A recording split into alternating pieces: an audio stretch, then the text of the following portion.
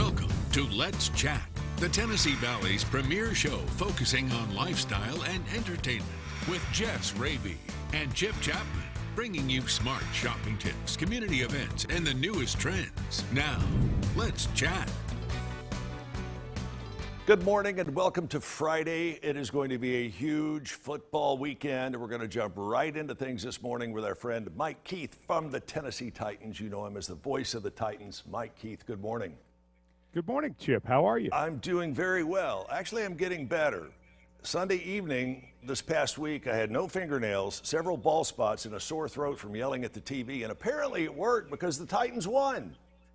Well, thanks for doing that. We appreciate your all-pro effort to get us home to 5-0, and hopefully maybe it won't be that tough to get to 6-0, although I have a feeling it probably will be. I was listening to you for the last bit of that game and watching on TV, and I wasn't the only one excited. I could tell it in your voice as well.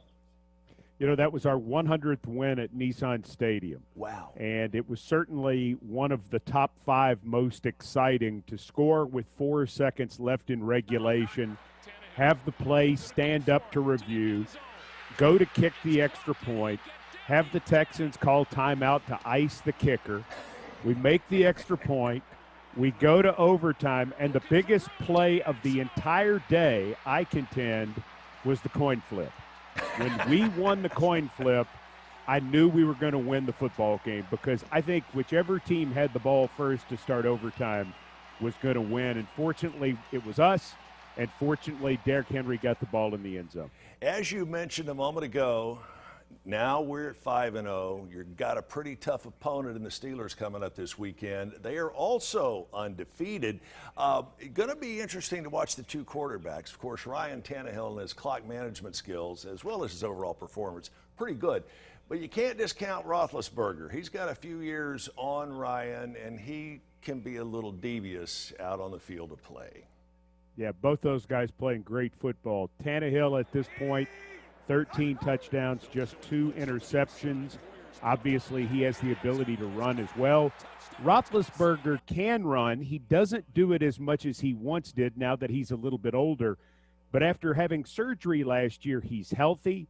He's playing well. 11 touchdowns, just 1 interception for Roethlisberger.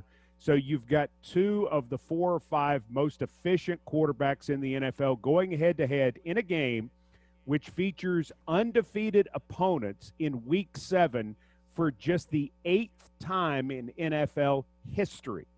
So think about that. This is Week 7. Only 8 times have 2 undefeateds met this late in an NFL campaign in the 101-year history of the National Football League. This is going to be a strong game any way you look at it. And speaking of strong, I want to spend a minute listening to you talk about Derrick Henry. The man's a beast. He's a machine, and he is just incredible. Question is, are the Steelers' defensive guys going to be able to stop him? Well, this is one of those battles that you say something has to give because the Steelers are limiting opponents to just 66 yards rushing per game. Wow. Derrick Henry is obviously Derrick Henry, and we want to run Derrick Henry. If we're going to have success, we have to run Derrick Henry. We can't not do it because he's such a vital part of the offense. So I think that's going to be one of the 2 or 3 keys to this ball game is can the Titans find a way to have success against the Steelers' #1 ranked run defense? And I would think the Steelers are going to be doing a lot of their efforts and energy on stopping Derrick Henry. Do you think that Ryan Tannehill is going to be able to take advantage of that? Going to have to. And the good news for us is everybody is off the COVID-19 reserve list now. Good. And that includes Corey Davis back at wide receiver to join A.J. Brown and Adam Humphries, and that's certainly a good thing. And Michael Pruitt, tight end, he's a versatile piece that they want to put back in the offense as well. So we're going to have to throw it some. We're going to have to spread them out and take advantage of matchups. Tannehill will have to be big. His receivers will have to be big, and fortunately, we have them all back this week for Pittsburgh. Hated to hear about the loss of Taylor Lewan. Give us the 20-second executive synopsis on that. How's that going to help? Or how's that going to hurt, rather? Massive loss. No other way to put it, Chip. The bottom line with Taylor Lewan is he's the best left tackle in football. He is one of our 5 best football players. We will put somebody in the lineup in his place, but we can't replace him, and it's going to change our offense some. So how they offset the loss of Taylor Lewan will be something to watch on Sunday. What do the Titans have to do to put the Steelers in their place? Well, first of all, defensively, the Titans must play better third down defense, and they must play better red zone defense. When the Steelers get the football and it's third down, you got to get them off the field and make them punt. When they get inside your 20, you've got to make them kick field goals and not score touchdowns.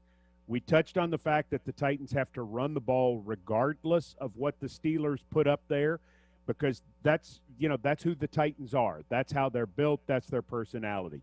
And finally, I think they have to play a game a lot like they did against the Buffalo Bills, and that is have short fields, take advantage of opportunities, and don't make big mistakes giving up big plays.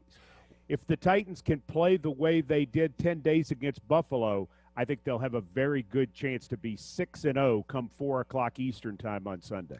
We only have a couple of seconds left, but I want to ask you this. What are the other Mike Keith's keys to the game to make sure that Tennessee does get to 6-0? Well, I think the other part of it, too, is that you contain Roethlisberger. He can go crazy.